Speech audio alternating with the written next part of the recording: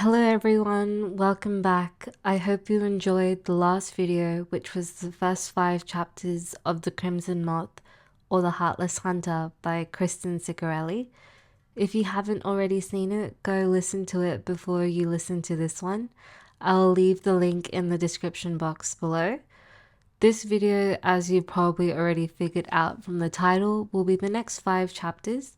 Before we get started, I would greatly appreciate and love it if you could like and subscribe to my channel. Also, please leave a comment down below if you have any book suggestions as to what I should read next, or if you have any feedback for me. I would love to hear from you. Without further ado, let's get started. 6. Rune. Gideon immediately withdrew his arm from the seat back, startled by her presence. As the orchestra's hum rose to a crescendo, the lights around the Horseshoe Auditorium dimmed. The second act was about to start. Actually, I've never watched an opera from up here before, she said, cutting him off. The exhilarating rush of danger coursed through her as she peered down to the floor seats, which were packed full, except for a few stragglers climbing over others to get to their spots. It's quite the view. In the dark, she could feel the weight of his inscrutable gaze. Quite. Is Alex with you? No, Rune glanced up and their eyes locked. An electric hum made the hair on her arms rise, like being caught in a storm right before lightning strikes. Miss Winters, is everything all right? The question grounded her. You're an actor, she reminded herself, and this is a play. But which character was she? The heroine? The villain? Or the fool? The fool. Everything is wonderful, she said, rallying. I just love the opera, don't you?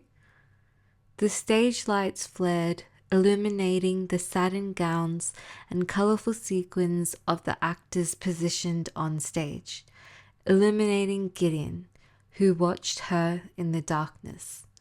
It's all so pretty. She continued, spinning the image of herself that she wanted him to see. The costumes and the sets and the singing. She flashed him the brightest smile she could manage. Though the stories could be shorter, a lot shorter. Don't you agree? I find them a little, boring, you know? And so hard to follow.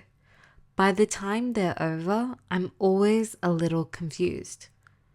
She laughed to solidify the part she was playing, but deep down her soul wilted.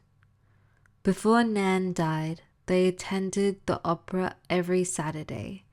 It was Rune's favorite day of the week. Nan did Rune's makeup and hair and let her borrow whatever jewelry she liked. Rune loved waltzing up the steps to the foyer in a frothy new skirt, loved being included in the conversations with her grandmother's sophisticated friends, loved being transported to a different world inside the auditorium. But she loved the afterward best, when, on the way home, she and Nan fell into heated discussions about the stories that had played out across the stage. That was before the Red Peace outlawed the old operas. The travesties that played here now were all pre-approved by the Ministry of Public Safety. There weren't stories, not good ones anyway. They were thinly veiled lessons about how to behave under the new regime. Reminders of who the enemy was and why you should despise them. The villains were always witches or witch sympathizers. Those who ratted them out or hunted them down were the heroes.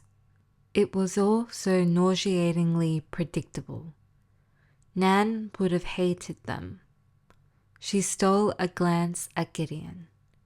He probably thinks they're high art. Intermission is my favorite part, Rune continued, and the after parties, of course. She leaned in toward him as if to spill a secret, and the smell of gunpowder wafted off his coat. That's why I'm here, to invite you to my party. Annoyance tugged his stern mouth into a harsh line. I wish I had the patience for silly gossip and shallow company, he said. Alas, I do not. At the insult, a bloom of heat rushed up her neck, reminding Rune of the first time they met and the dismissive remarks he'd made. She was suddenly grateful for the darkness. Fisting her hands in the smooth silk of her dress, Rune nodded sympathetically. I understand completely. Someone like you obviously prefers the company of stupid brutes with terrible style. He glanced at her. Rune mentally pinched herself. What am I doing? She needed to pretend his verbal jabs went over her head, not jab him with sharper ones. Let him insult you. Remember why you're here. Wrestling her pride into a cage, she smiled innocently up at him. He studied her a bit warily. Seeming to decide he misheard her, he returned his attention to the opera. This is going to be harder than I thought. Clearly, Gideon considered her not only worthy of insulting, but too stupid to realize she'd even been insulted. Ordinarily, she would use this to her advantage. But as he turned away, crossing his arms and staring hard at the stage, she realized he was closing himself off from her, not opening himself up. Her presence was vexing him, like it had the first day they met. He hates parties, Alex had warned her, but it was the best move in Rune's playbook.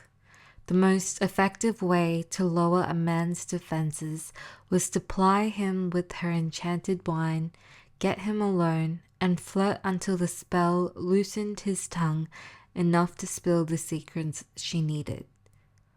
Rune tapped her knee with her fingertips, trying to think. She'd seen the way Gideon lit up at the sight of his brother. Rune had ceased to exist the moment Alex stepped out of that alcove. The Sharp brothers might be opposites who disagreed on everything important, but something nameless and deep bound the two boys to each other. It wasn't the first time Rune had seen it. Alex would love it if you came. Gideon tensed beside her. You must not know my brother well if you think my presence in your home would cheer him. Rune frowned, trying to untangle the words. What did he mean? And as I said, some of us have better things to do with our time. Before she could try again from another angle, a shadow fell across them. Gideon looked up and shot to his feet. Harrow, finally. I thought I was going to have to watch this damned thing to the end. It might have done you some good, responded a feminine voice. Isn't that the point of art? To tame the monsters in us? Rune's attention snagged on the question. It was a line from one of her favorite operas. Squinting through the darkness, Rune tried to make out the identity of the speaker, but the ushers had snuffed all the lights on this level. She could see neither this girl's face nor her clothes. Nothing that might give her away. You've been reading too many fairy tales, said Gideon, stepping over Rune with his long legs. "You'll have to excuse me, Citizen Winters. Have fun at your party." There was no mistaking the sneer in his voice. Rune turned her head, watching the two of them walk out of the box, speaking in low voices. The moment they were gone, she squeezed her hand into a fist. Failed. Again. Leaning her head back against the velvet headrest, she ran both palms down her cheeks. She was losing valuable time.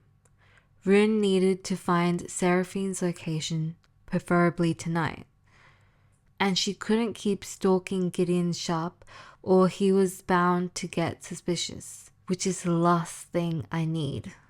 Gideon had gotten to Seraphine first on the night Rune was due to arrive at the home of his prey.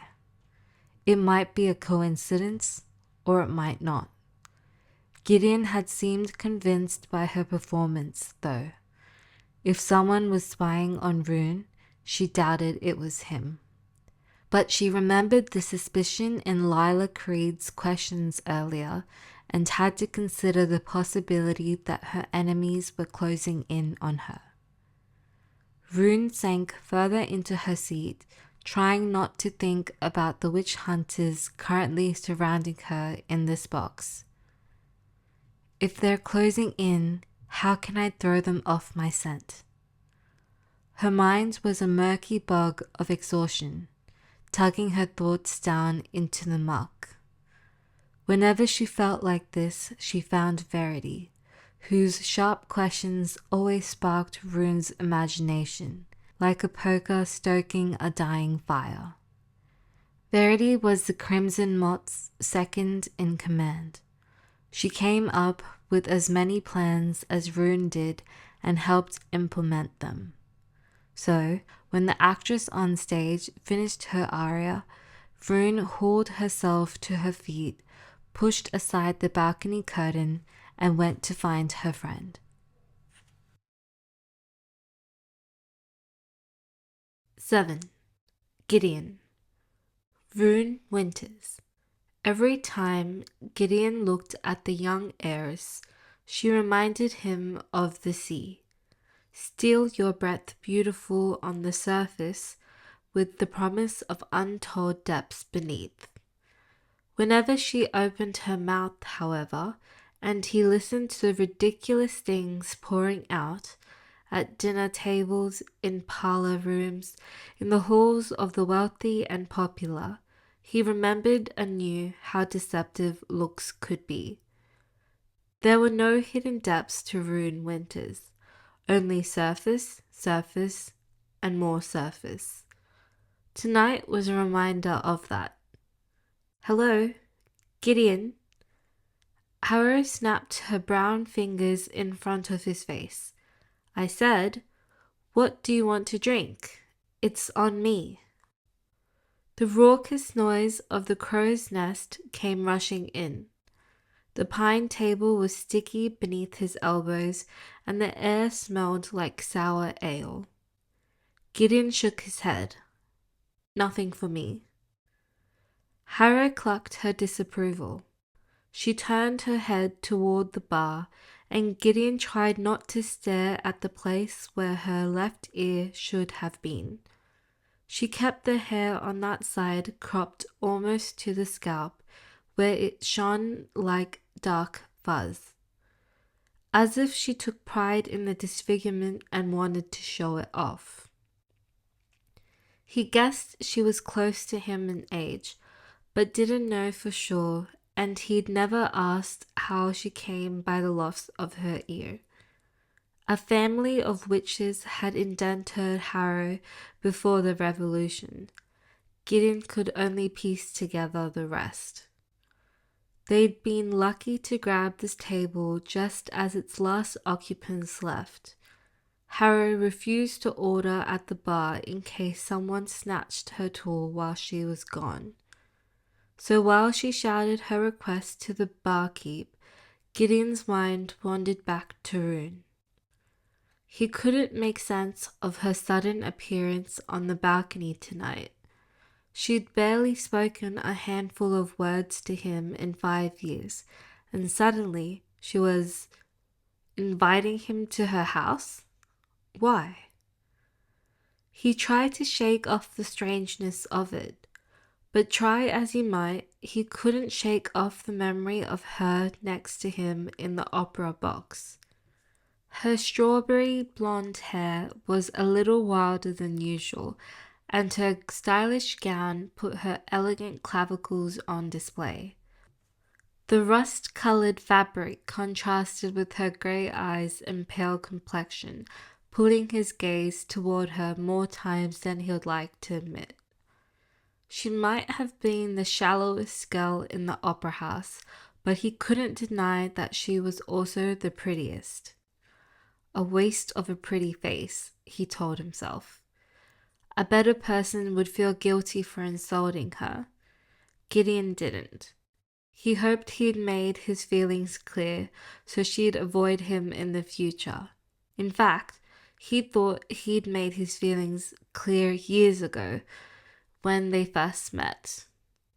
He often observed the way his brother looked at her, noticed how his voice softened on her name, and while he had no idea what Alex saw in Rune, other than the obvious, which wasn't enough to tempt him, Gideon had no intentions of going anywhere near her. That was as true now as it had been when they were kids. Back then, Rune Winters was the aristo his little brother wouldn't stop talking about. Alex found ways of inserting her into every conversation. Rune thinks this, Rune loves that. It would have annoyed Gideon if he hadn't been so goddamn curious. But then he saw her, met her, and he knew at once they'd never be friends. Those twin girls who escaped 3 weeks ago? Harrow's voice dragged him back to the table in time to see her creamy ale slosh over the side of her glass as she set it down. When the foam dribbled over her fingers, she licked it off. The Crimson Moth stole the pair the night you were supposed to transfer them to the palace prison, remember?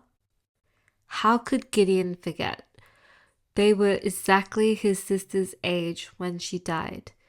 Skinny little things. He could picture them huddled behind the bars of the cell he locked them in, wide eyes and trembling as they clung to each other. I remember. He also remembered when they disappeared from that same cell one night later. A casting signature had appeared over the cot where they'd slept. Gideon could recall the mark perfectly in his mind's eye, a delicate blood-red moth fluttering in the air. He'd been so angry he wanted to grab the thing and squeeze it. But it was only a signature, the mark left behind after a witch cast a spell, like an artist signing their name to a painting. The moth faded less than an hour later. Harrow sipped daintily at her beer. A dock worker found signatures aboard a cargo ship 3 days ago, after it docked in Harbour Grace. The 2 witches must have illusioned themselves to look like cargo. And when the illusion faded, the signatures would have remained behind. Harbour Grace was a busy port on the mainland. Everything this island didn't make, grow, or mine was shipped over via that port. Gideon frowned. Were they recaptured? Harrow shook her head. No, but... She glanced around and leaned in toward him. He could smell the ale on her breath. The cargo ship belongs to Rune Winters. What? The alehouse spun around them. Gideon flattened his hands on the beer-sticky table to steady himself. That can't be right. Are you certain? Harrow leaned back, taking another sip. My contact saw the signatures himself in her ship's cargo hold. That doesn't mean she's involved, said Gideon, thinking it through.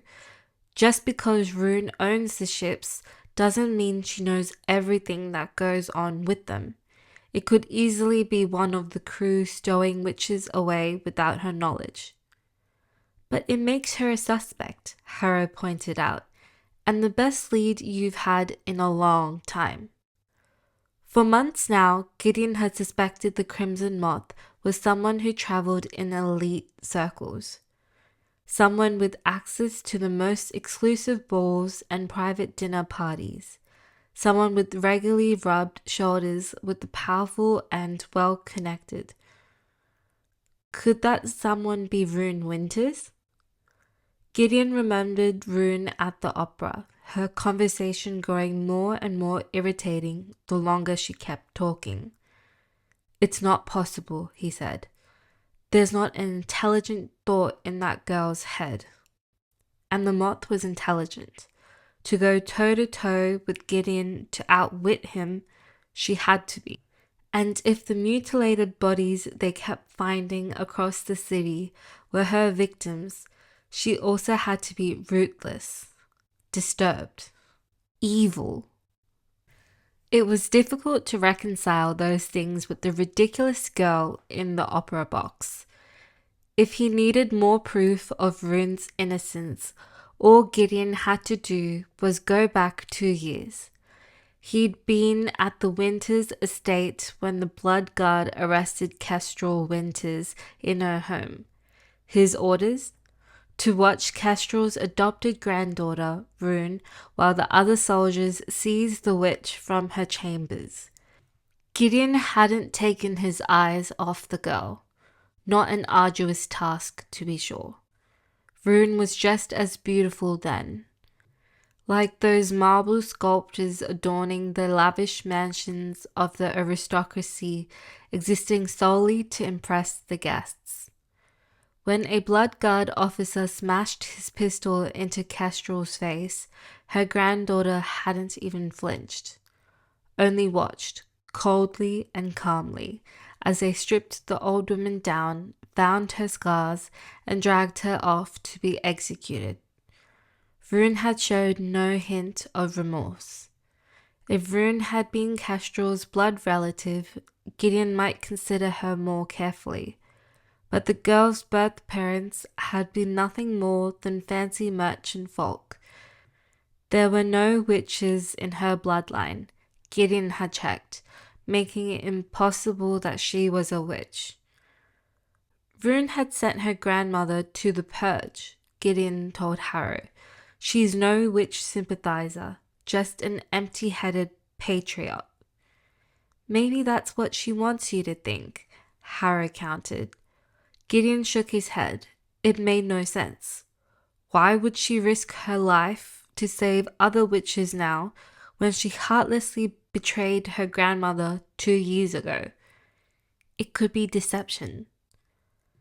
Gideon was about to shrug this off, except that kind of deception was exactly what he'd learned to expect from the Crimson Moth. What if Harrow's right? His comrade picked up her glass and slowly swirled the ale inside, watching Gideon chew on his thoughts. He'd dismissed it, but there had been a moment in the opera box when Rune's mindless prattling had suddenly turned biting. Someone like you obviously prefers the company of the stupid brutes with terrible style. It didn't prove anything. Aristocrats like Rune Winters had always looked down on Gideon. The Blood Guard paid well, but good pay didn't elevate a man's station. Gideon might not be dirt poor anymore, but he was far from her equal. In Rune Winters' eyes, people like him, soldiers, sons of tailors, members of the working class, would always be less than. But they'd found signatures on her ship. Gideon couldn't rule out the possibility that Rune might be the Moth, or at least in league with her. I'll keep my eyes on the docks, said Harrow. He glanced up to find a thoughtful expression on her face. I'll pay for whatever information you find. The light in her golden eyes winked out. She stopped swirling her drink. No. Gideon sighed. Over a year ago, Harrow had approached him, offering her services. The Crimson Moth had stolen yet another witch from him the day before, and Gideon was desperate to outmaneuver her. He accepted Harrow's offer, expecting her to gorge him with her fees. Instead, she refused payment. When he had asked her why, Harrow had simply pointed to her missing ear and walked away. Doesn't your little brother run in ruined circles? Get him to spy for you. Gideon tensed. This had always been a sore spot between him and Alex. His brother wanted nothing to do with the hunting and purging of witches. He'd made that clear these past 2 years, and Gideon no longer pressed him on it. Their shared past haunted them both in different ways. Alex wanted to forget. Gideon couldn't afford to. Alex isn't interested in spy work. I guess you'll have to do it yourself then. Gideon glanced up. Do what myself? I can't walk among them. Me in one of those fancy gowns, jewels dripping from my fingers? Harrow turned her face to give him a perfect view of the side of her head, where an ear should be but wasn't, making it perfectly obvious why she didn't belong in marble ballrooms eating off gold-rimmed plates. But you can. What are you proposing? That I befriend Rune Winters? More than that, comrade. Harrow's grin widened and there was mischief in it. You should woo her. He nearly choked. You're not serious. The idea made him break out in sweat. Harrow leaned in. You don't make friends, Gideon. Not easily, anyway. Certainly not with people like Rune. You do, however, collect admirers, whether or not you notice them. She called me a stupid brute. Harrow's mouth snagged in a crooked smile, as if this delighted her. Sounds like a girl after my own heart. I'm serious. I have nothing to offer her. When girls like Rune pick out their future husbands, people like me don't make their lists. You might be surprised. A cold horror crept over Gideon as he forced himself to consider it. If Rune was the Crimson Moth, she was a master of disguise, and the only way to catch her was to play the same game she was playing. There was only one problem: Alex. If Gideon did as Harrow suggested, presenting himself as one of Rune's many suitors, he'd be moving in on his little brother's crush. That's how it would look, at least. All of Gideon's instincts rebelled against it. But if Rune was the moth, not only did he have a duty to take her down, he had a duty to protect his brother from her. If he hurt Alex in the process, so be it. It was a price he'd have to live with. He hadn't saved Alex from one witch only to let him fall prey to another. It was this, his brother in danger, that forced his hand. Gideon ran calloused fingers roughly through his hair, thinking back to the opera box, wincing at the cruel way he'd spoken to Rune. There's another problem. Harrow placed her elbow on the table and settled her cheek on her fist. Tell me. I insulted her tonight. She invited me to her party and I snubbed her. The corner of Harrow's mouth twitched, as if she found Gideon squirming like a bug in a sticky web the funniest thing she'd seen all day. She tapped her fingertips against the fuzzed brown hair of her undercut. There's an obvious solution, but you won't like it. Gideon nodded for her to go on. You need to get yourself to that party and back into her good graces. I need to grovel, you mean? Yes, but you can't just walk in there and say you're sorry. You need to prove that you mean it. If you're going to be a genuine contender for Rune Winter's heart, you need to beat out the competition. He gritted his teeth at the thought.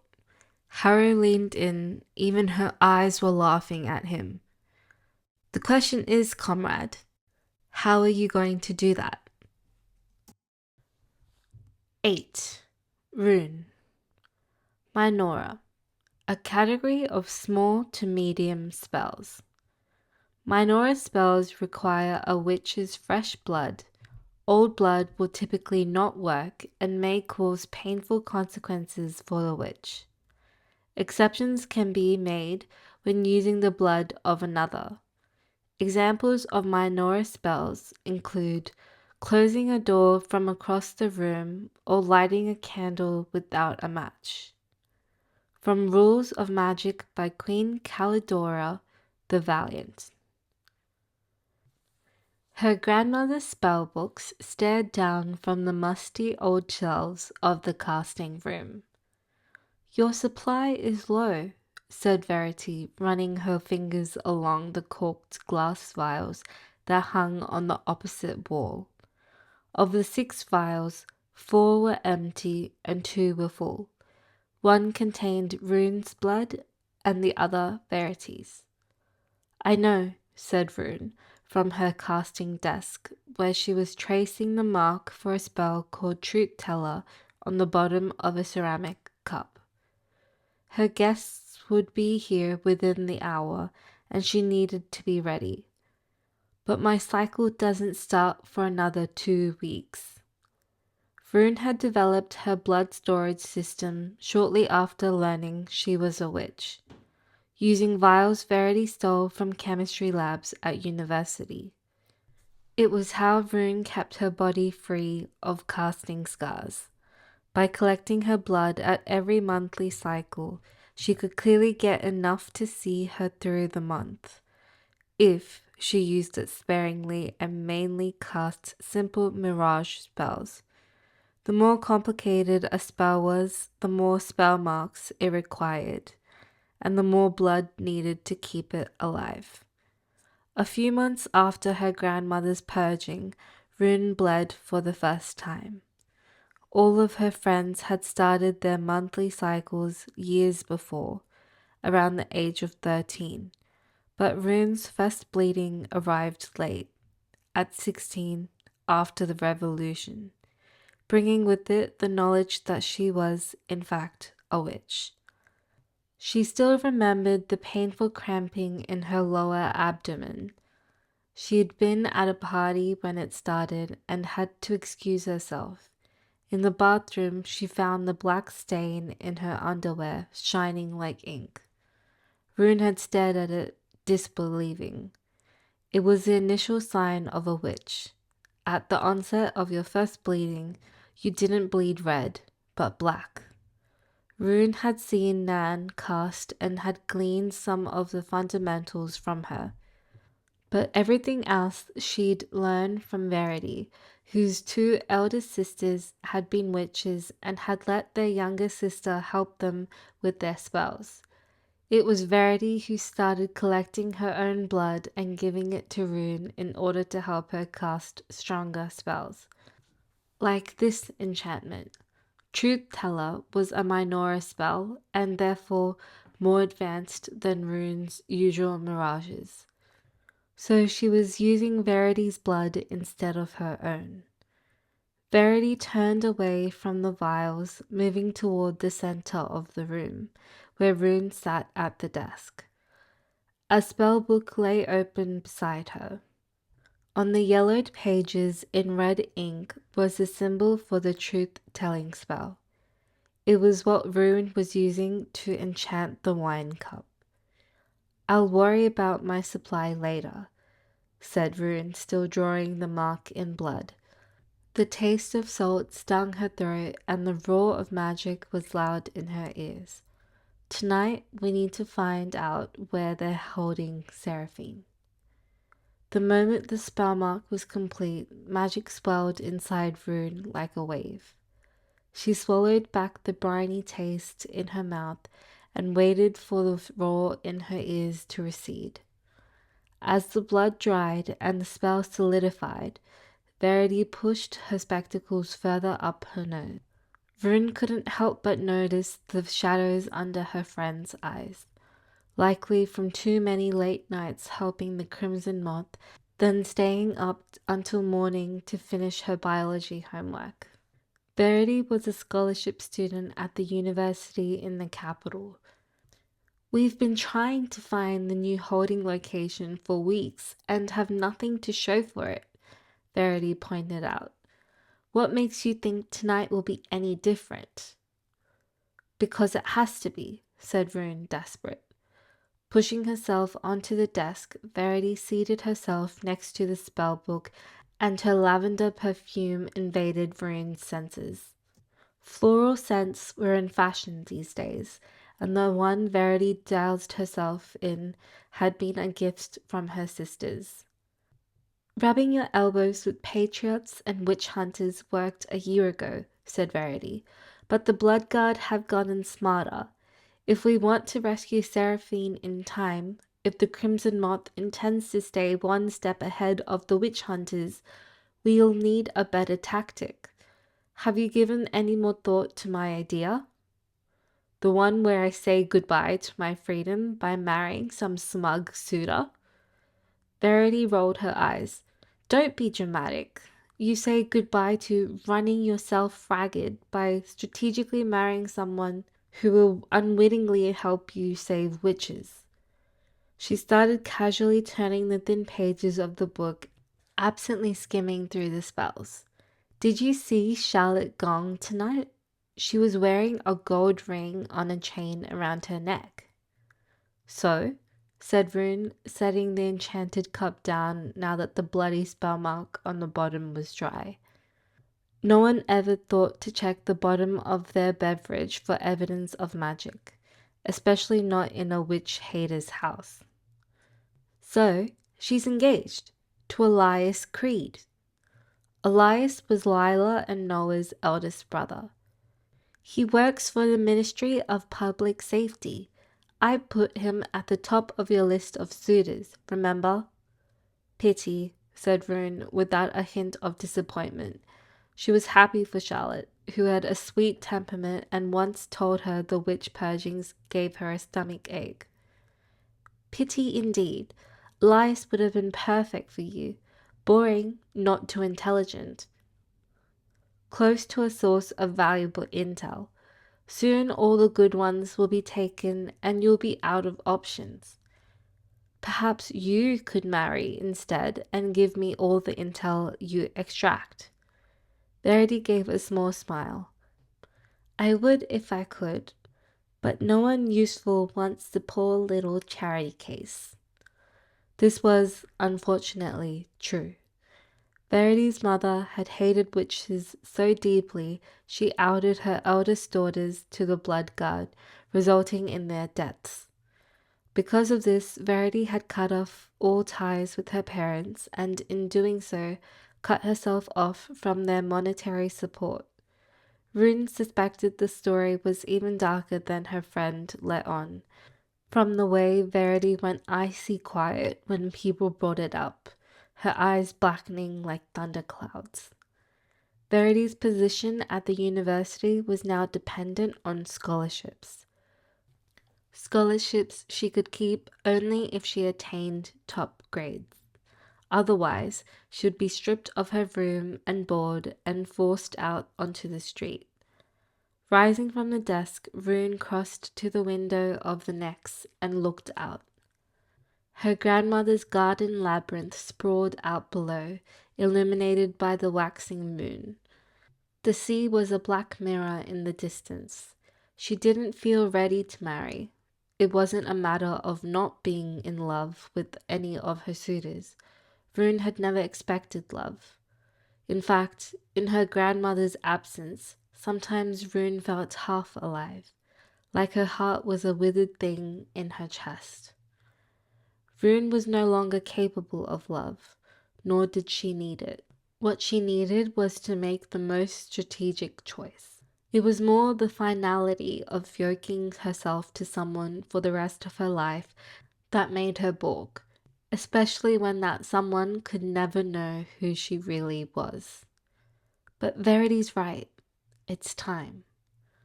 For a plan like this to be most effective, the person would have to be someone with intimate knowledge of the Blood Guard's secrets. Maybe she was being too picky, but when Rune looked at the list of suitors Verity had drawn up for her, when she considered the ones who were the most well-connected, she suspected she could do better, that she must do better, like there was a name missing from her list. Noah Creed is a good choice. They say his father is grooming him to become the next good commander. But he's clever, said Verity, still skimming the spells in the book on Rune's desk. Bartholomew Wentholt is a better option. He's not that bright, and his mother is a celebrated witch hunter. Bart is obsessed with himself, said Rune, still staring out the window. Yes, but that could benefit you. He can't pay much attention to your comings and goings if he's checking his reflection every 10 minutes.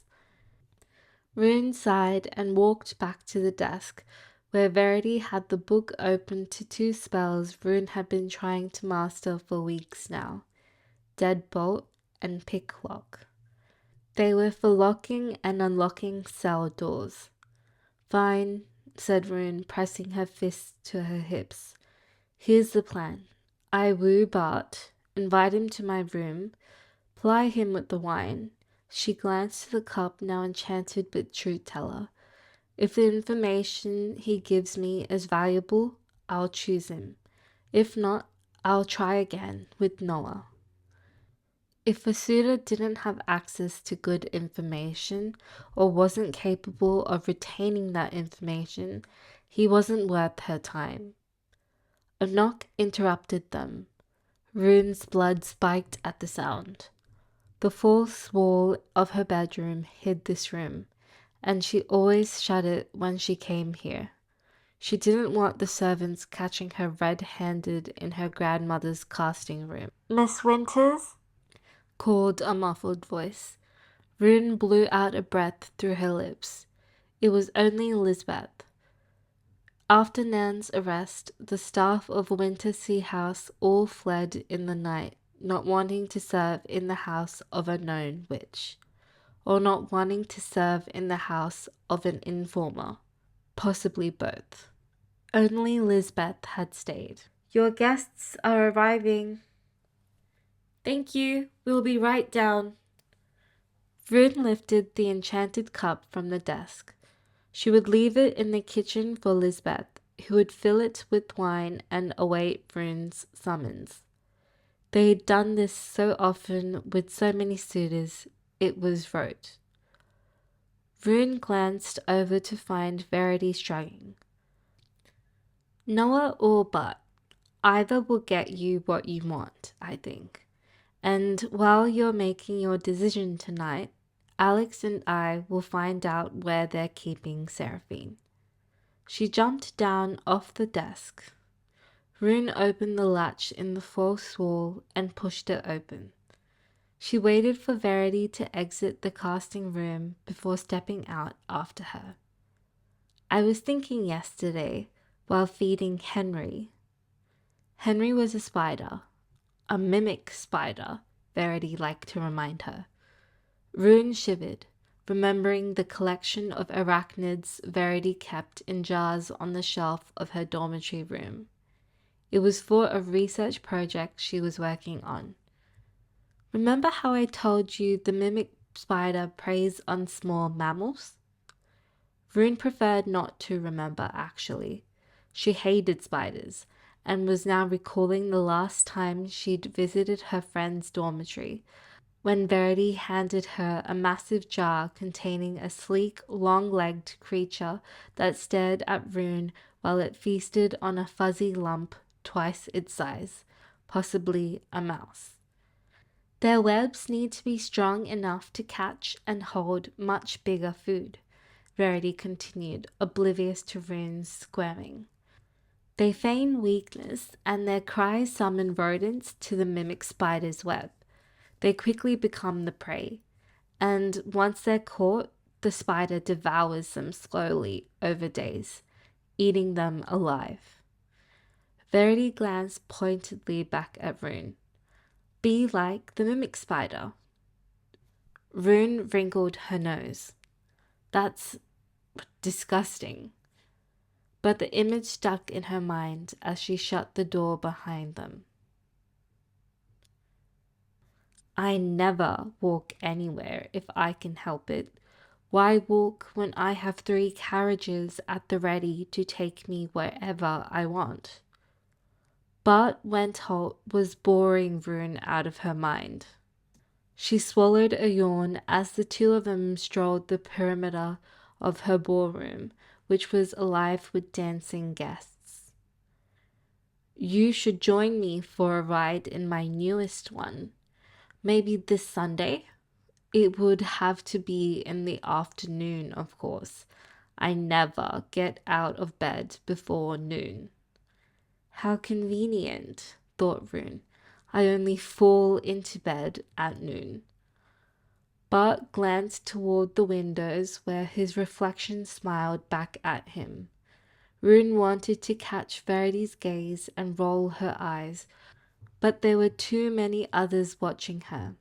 Alex, who was half engaged in a conversation a few feet away, Noah, who was dancing with a girl across the room, and several other young men on Verity's short list of suitors Rune needs to consider, all waiting to pounce the moment Bart left her side. Instead, Rune fiddled with the ice blue ribbon tied around her wrist, its silky surface embroidered with the winter's crest. She'd already given out the rest of her dancing ribbons to young men who asked at the beginning of the night. Rune had saved this one for Alex, as she always did. It was not only a way of passing on information to each other without looking suspicious, but a welcome respite. Will your mother be home? Rune hoped that wasn't too forward. I so enjoy her witch hunting stories. Or does her work for the Blood Guard keep her very busy these days? Oh, you haven't heard of the dreadful news. Bart was still looking at his reflection. Rune watched him brush his copper hair off his forehead so that it fell more stylishly to the side, as if the news he was about to relay didn't disturb him at all. They honorably discharged her last week. One of the little beasts she was hunting slashed the tendon in her ankle with a knife. She'll never walk straight again. What? That's terrible. Terribly inconvenient. Rune made a face. His mother's position as a witch hunter was the sole reason she was considering Bart. She mentally struck him off the number 1 spot on Verity's list, already turning her attention to the young man who held second place, Noah Creed. As the song played by the hired quartet ended, Noah's gaze fixed on her. She fiddled with the last remaining ribbon on her wrist, marked for the next song, and looked to where Alex danced with Charlotte Gong, who was indeed wearing a gold ring on a chain around her neck.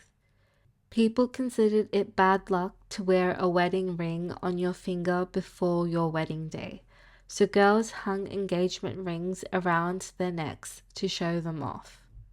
Her gaze moved from Charlotte's ring to Alex. Rune had considered Alex as a solution to her pseudo problem, of course. He was her oldest friend and like a brother to her.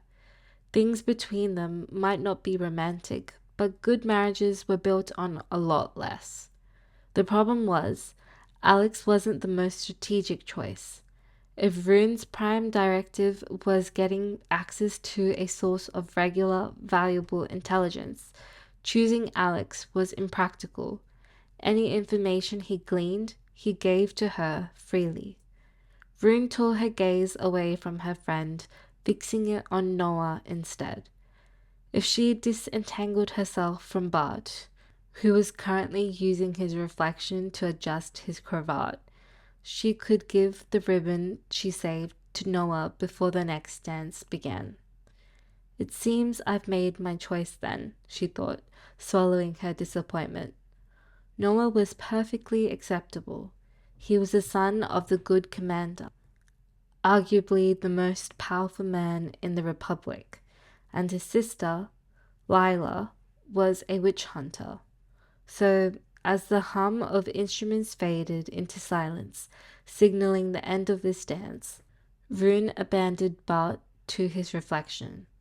It would likely be several minutes before he even realized she'd left his side.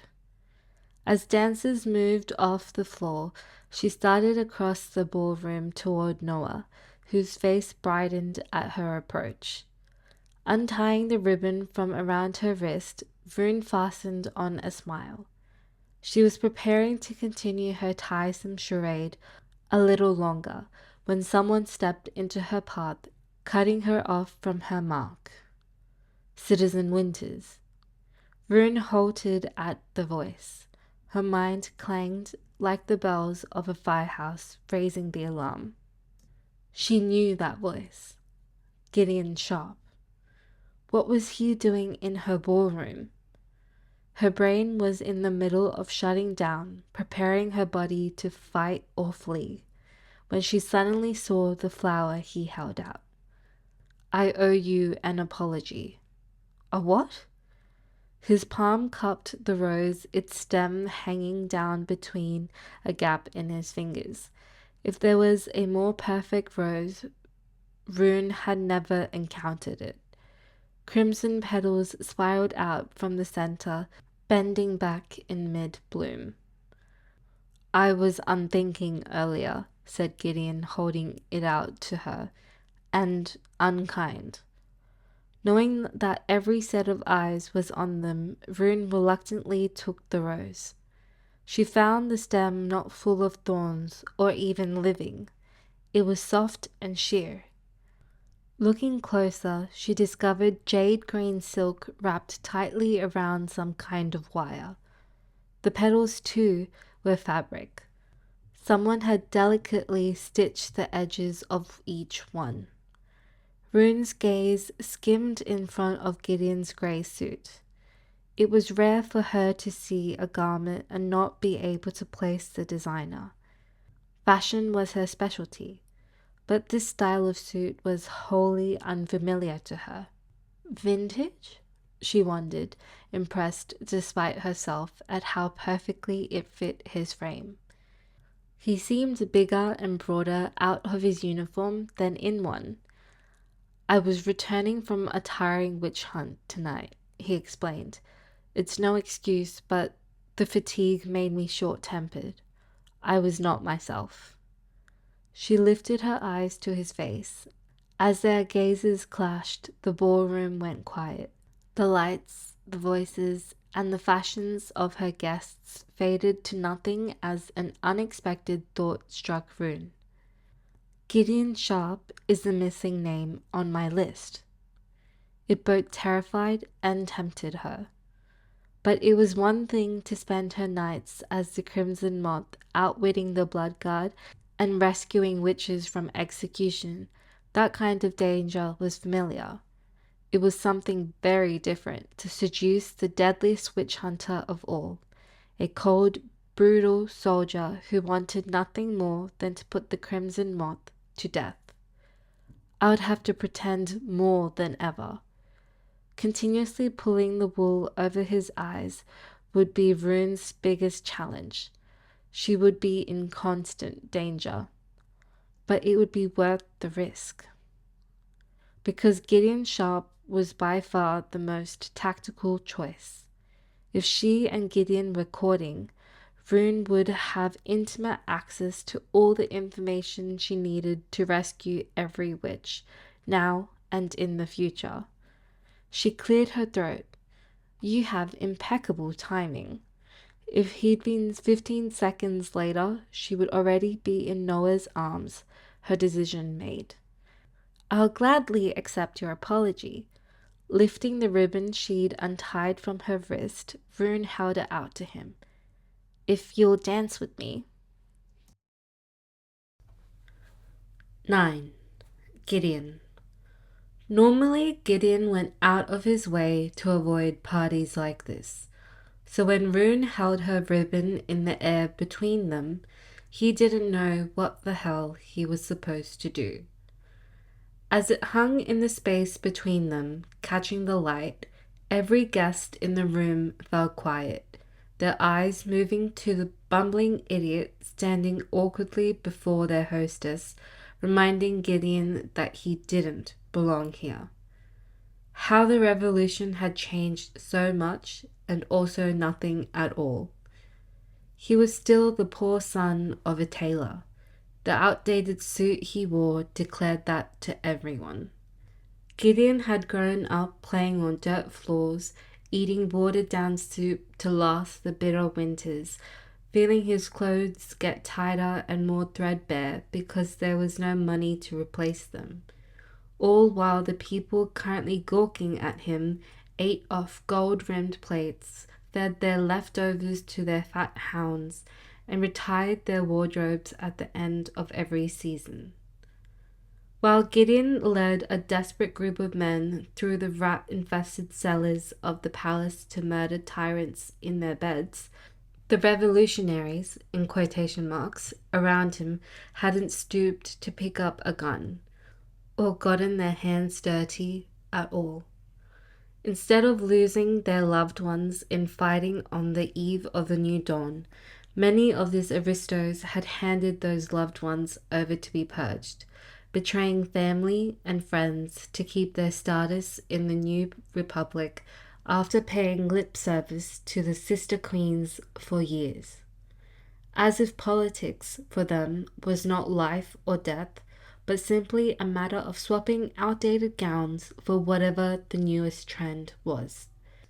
Gideon would rather ride his horse through a foot of mud uphill in a bloody hurricane than rub shoulders with someone here tonight. And Rune Winters was the worst of them. The brush of warm fingers on his wrist broke the spell in the room. Gideon looked down to find the hostess herself tying a blue dancing ribbon around his wrist. His skin itched where she touched, and he fought the instinct to excuse himself, walk out the doors, and never look back. Gideon forced himself to hold still, thinking of Harrow's report, of the casting mark found on Rune's cargo ship. You're here for the moth, and the sooner you catch her, the easier it will be to purge the world of every last witch. Gideon studied the girl before him. Was this her?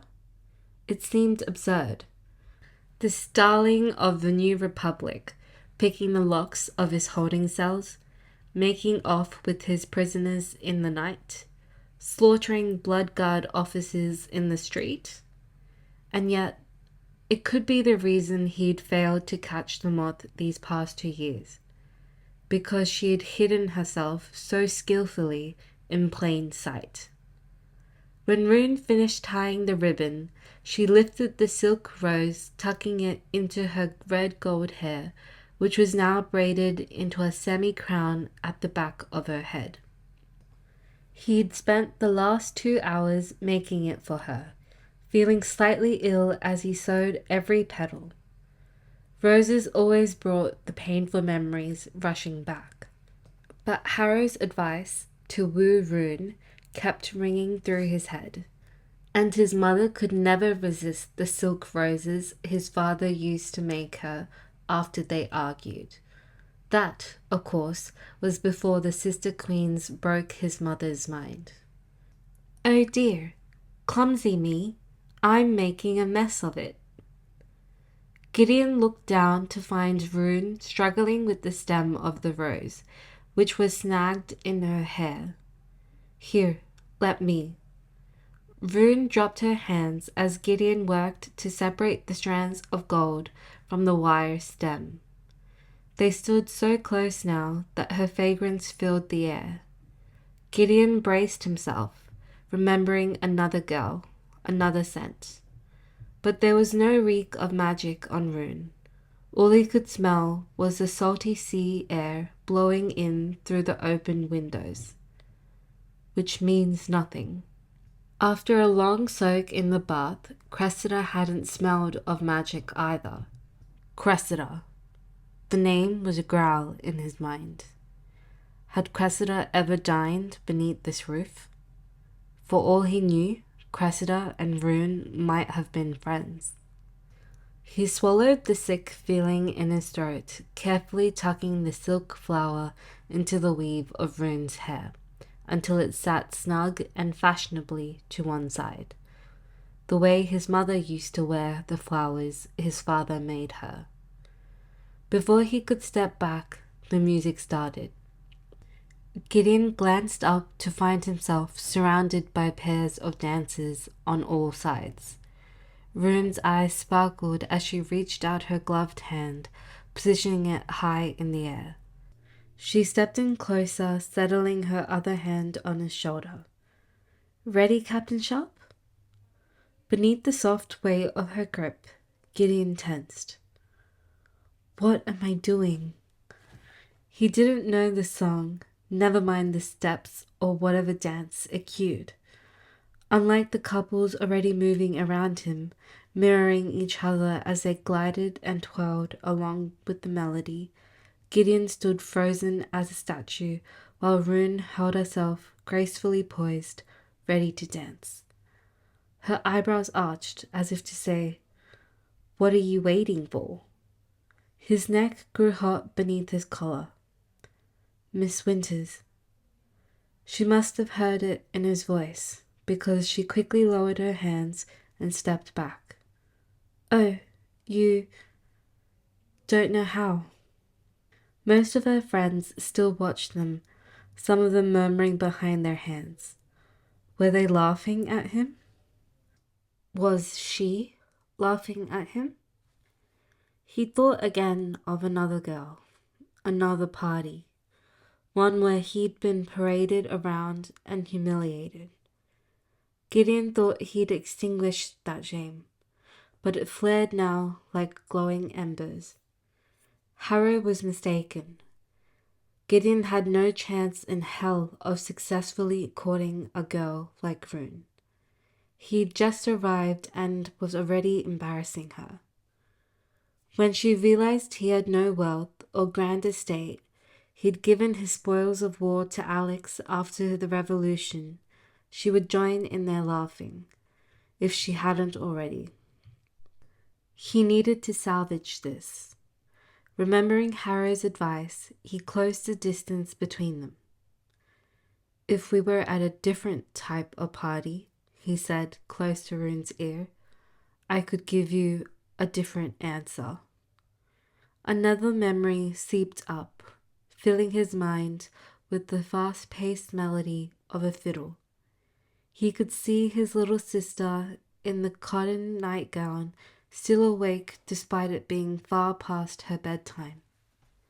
The humidity of the kitchens made her hair curl and stick to her sweaty skin as she danced with the dishwasher's cotton towels tucked into their waistbands. The cook, cheeks pink from the ovens, stood in the corner slashing his bow across his fiddle as the palace staff clapped and stomped and passed around a skin of ale before joining in the dances themselves. Sweet memories were rare for Gideon. This one almost made him smile. But as the memory faded and the flickering lights of the room around him came back into focus, he remembered that Tessa wasn't here. He'd buried his little sister deep in the earth, where she'd never dance again, because of a witch. Remembering where he was and who stood before him, a girl who might be a witch in disguise, a girl who loved to be the center of attention, he said, "I seem to have scandalized your guests. I wonder if we should give them something more to discuss." Rune turned her face to his, clearly intrigued. "What did you have in mind?" "Getting you alone." Alone, she would be vulnerable. "Care to give me a private tour of your home?" It would provide him with the opportunity to search not only Rune for evidence of witchcraft, but also her house. A smile curled on her pretty mouth. "Of course, I should have offered." Her hand slid into his, surprising him. She was smaller than he had realized, her palm nearly half the size of his. "Come with me." Gideon let her plunge them through the murmuring guests, scattering their gossip like moths. For such a small thing, her grip was startlingly strong as she led him to the grand staircase on the other side of the room. Letting go of his hand, she started upward, leading them out of the noisy ballroom. He was halfway up the steps behind her when a familiar voice called from below. "Gideon?" With one hand on the railing, Gideon rose, then turned to find his brother standing at the bottom of the stairs. Alex had discarded his jacket suit somewhere in the room, revealing brown suspenders over a crisp white shirt. His gaze flickered to Rune at the top of the steps and back to Gideon, who stood between them, then lowered to the pale blue ribbon tied around Gideon's wrist. "What are you doing here?" Alex demanded. "You hate parties." "Not all parties," said Gideon, thinking again of the ones he and his sister used to attend after midnight in the palace kitchens. "This kind you do, which means you're here hunting." "Rune invited me," said Gideon, a little defensive. "No doubt." Alex's eyes narrowed on Rune. To her, he said, "I'd like to claim my dance now." Gideon glanced back to find Rune's eyes full of bullets, all directed at Alex. Sweet mercy, what had he walked into? Rune clearly did not want to dance with Alex, and if she truly was the moth, Gideon didn't want his brother anywhere near her. "She's already promised me a tour of the estate," he said. "I'll give you a tour," said Alex, moving up the steps, "after I dance with Rune." His brother wasn't even looking at him, his icy glare locked with Rune's. This was not a battle he wanted to be in the middle of, but if Gideon hoped to convince Rune he was truly vying for her affection, he needed to stake his claim. Doing so would drive a wedge between him and his brother, and there was already a sizable fissure in their bond, one cracked open years ago that had been growing wider ever since. He thought of the casting signatures on Rune's cargo ship. "I couldn't protect Tessa," he thought, watching Alex, "but I can still protect you." He was about to cut his brother off when Rune herself stepped between them. Alex stood on the stair below hers, peering down at her. "The song is already over, Alex. You'll have to wait until next time." Before he could argue with her, Rune turned and left both brothers behind, her rust-colored gown shimmering as she went. At the top of the stairs, she glanced over her shoulder, eyes glittering in the gaslight. It was darker there, and the shadows sharpened her edges. coming, Gideon?" He paused, shooting an apologetic glance back at Alex. "I'm doing this for you." But his brother didn't look wounded. He looked worried. Exactly who Alex was worried about, Rune or Gideon, was hard to decipher, and he didn't have time to figure it out.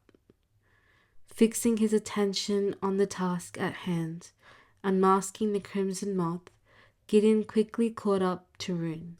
Together they left the party and Alex behind. 10. Rune. Rune's fingertips prickled with annoyance. Yes, Alex had warned her away from his brother. Yes, Rune had flat out disregarded his warning, but she had expected a scolding from him, not a direct attempt at sabotage. She would have to nip his meddling right in the bud as soon as she won over Gideon. How am I going to do that? She'd been expecting to leave the party with Bart or Noah tonight. Gideon was a very different type of suitor. Not only did he hunt witches for a living, there was also a good chance he suspected Rune of being one. It might even be why he was here tonight. She wondered about his change of heart. Was his irritation in the opera actually due to fatigue? Or had something come to light about Rune that he needed to investigate himself? She simply couldn't trust him. Rune thought about Verity's mimic spider, Henry, pretending to be weak in order to catch predators in its web. Verity's right. She needed to be like Henry. Rune had invited her greatest predator into the heart of her home. Now she had to ensnare him here so she could finish him the way she'd finished so many others before, by plying him with the wine from the cup she had enchanted. Truth teller would compel him to tell the truth without realizing he was being compelled. As Gideon Sharp's long-legged stride caught up to Rune, she remembered the scene from the ballroom. It surprised her that he didn't know how to dance, since Alex was a proficient dancer. But that's because I taught him, thought Rune. Clearly no one had taught Gideon. She wouldn't have asked him to dance if she'd known he didn't know how. Humiliating him like that in front of all her friends would not win him over. And from the rigid line of his shoulders and the stiffness in his step beside her, she could tell his guard was still up.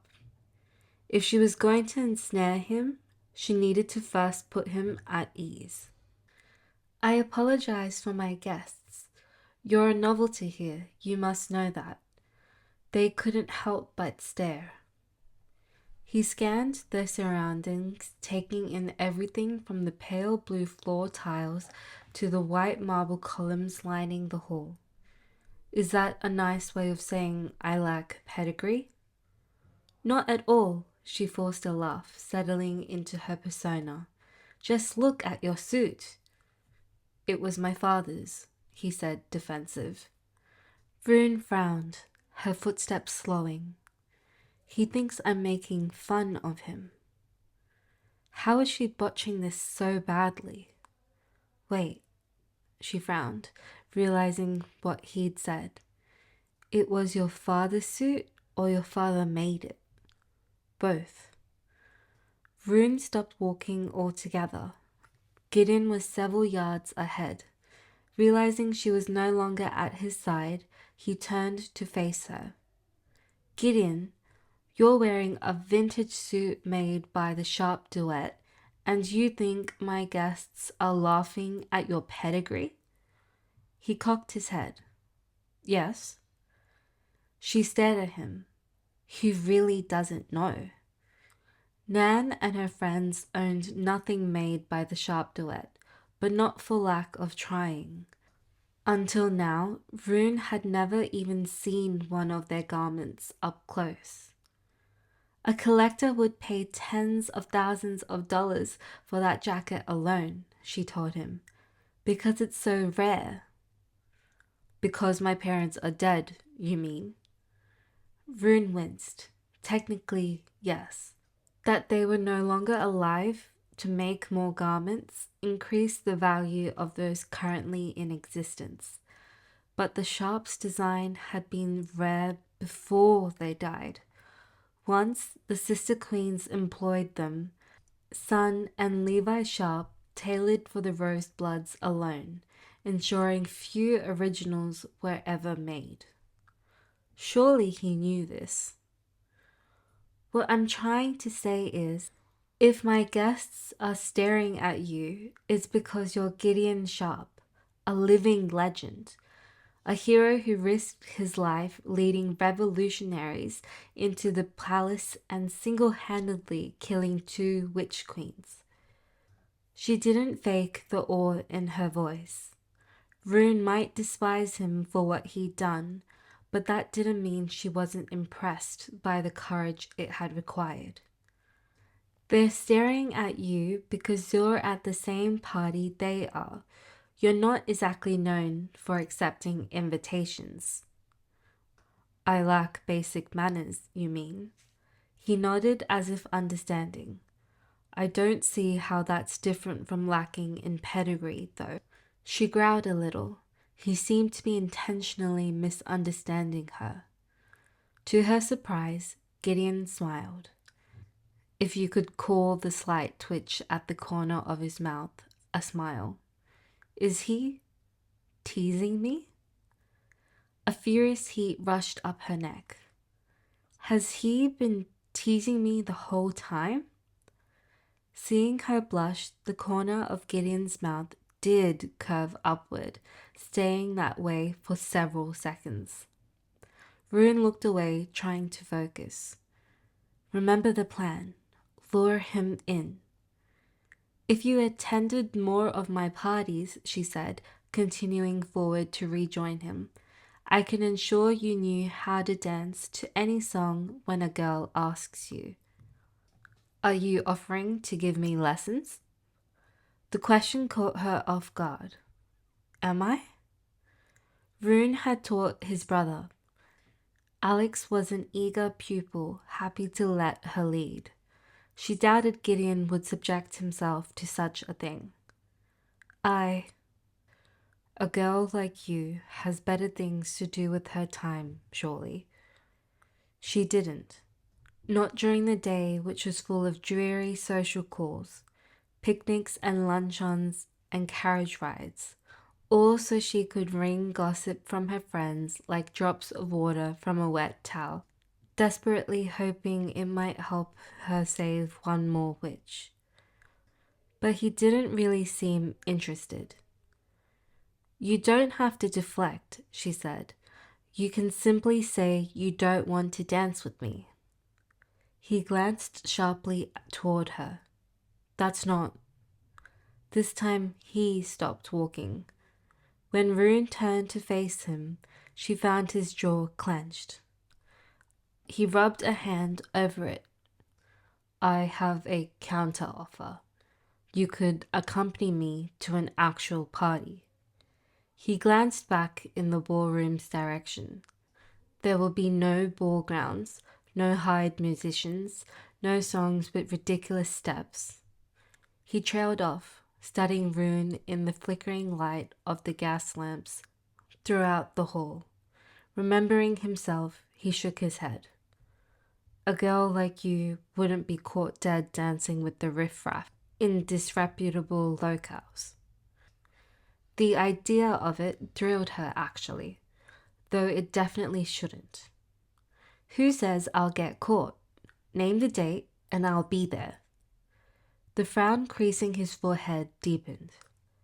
Careful, Miss Winters, or I might call your bluff. Are you so sure I'm bluffing?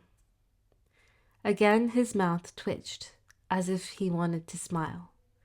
It felt like victory.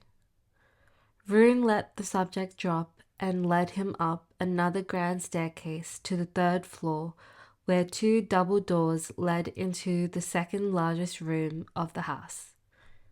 This is Alex's favorite room. Gideon followed her into the dark expanse, which carried the faint smell of stale tea and old books. In front of them, windows stretched from the floor to the ceiling, 3 stories above.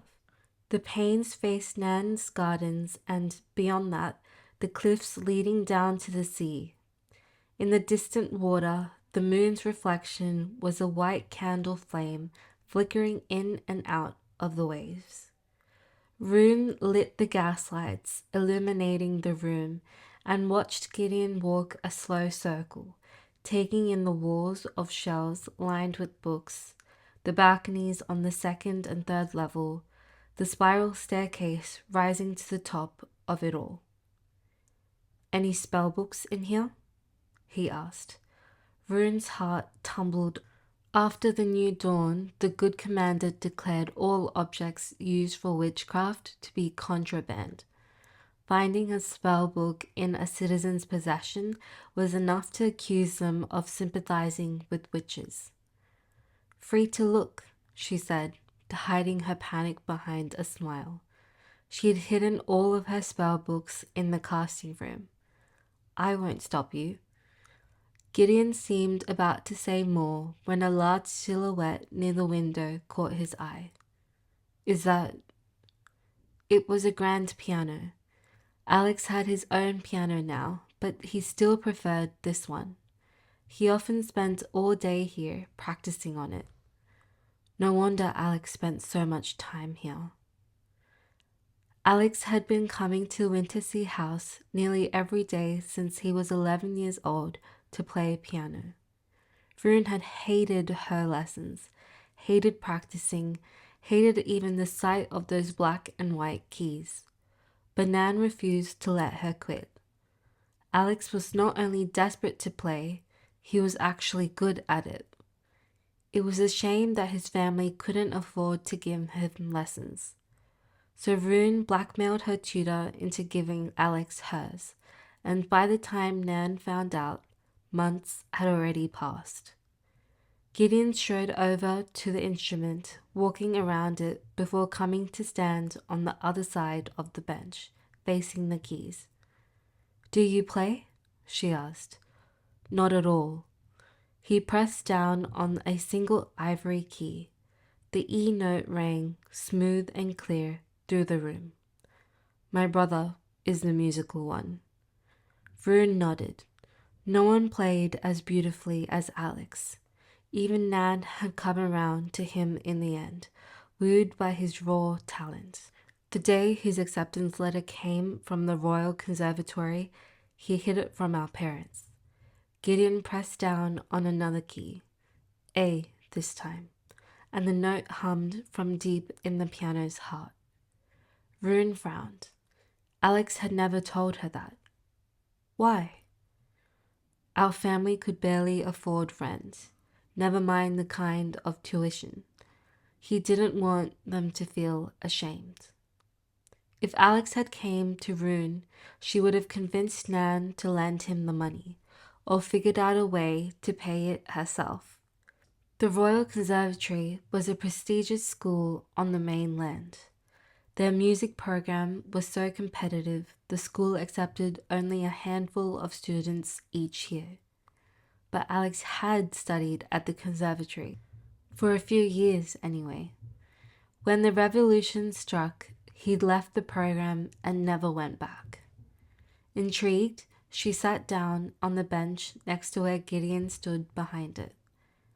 If your family couldn't pay the tuition, where did he get the money? Gideon pressed down on the next key, the middle C, moving further down the keyboard closer to Rune.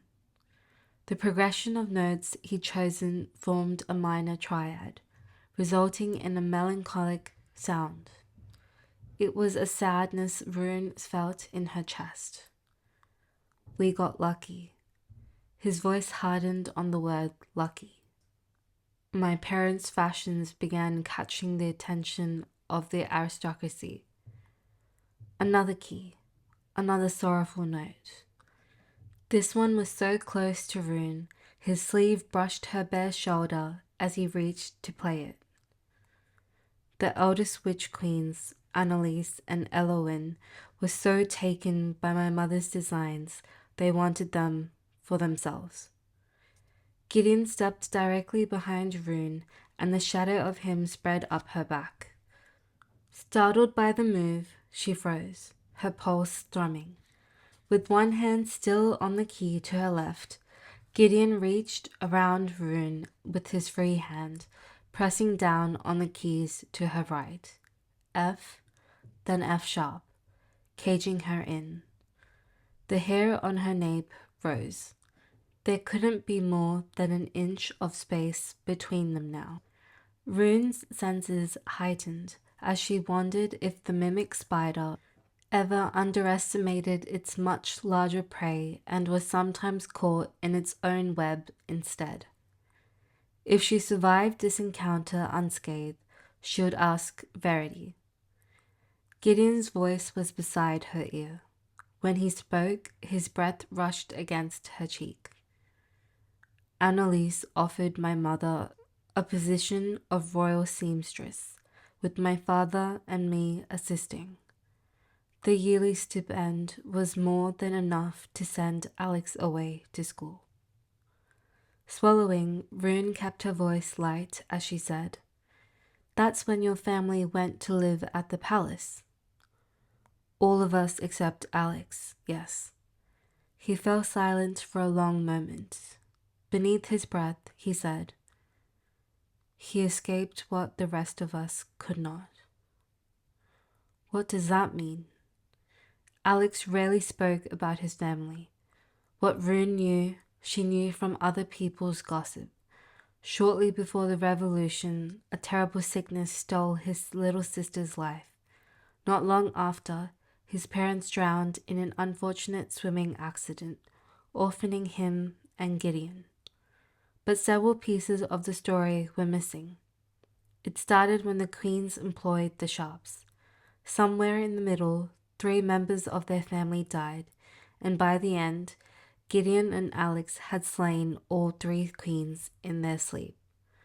What connected these things? Rune had met the youngest queen, Cressida, only once, at one of her seasonal parties. The witch queen had reminded Rune of an elegant swan, poised and aloof.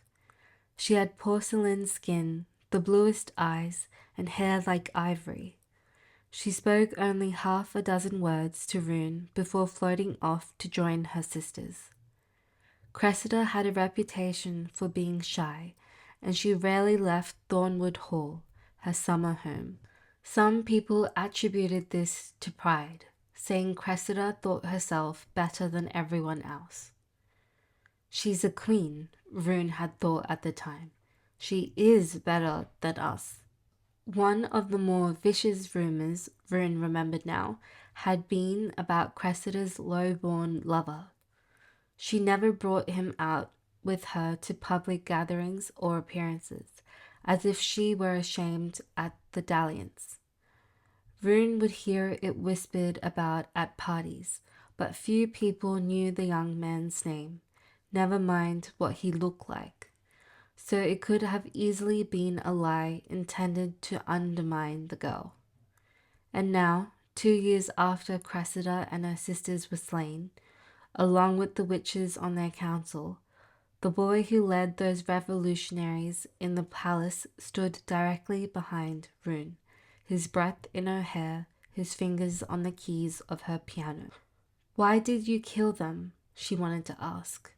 "Why do you hate us?" But Rune already knew the answer. Gideon hated witches for the same reason everyone else did. Rune was well versed in her society's hatred. They made no secret of it.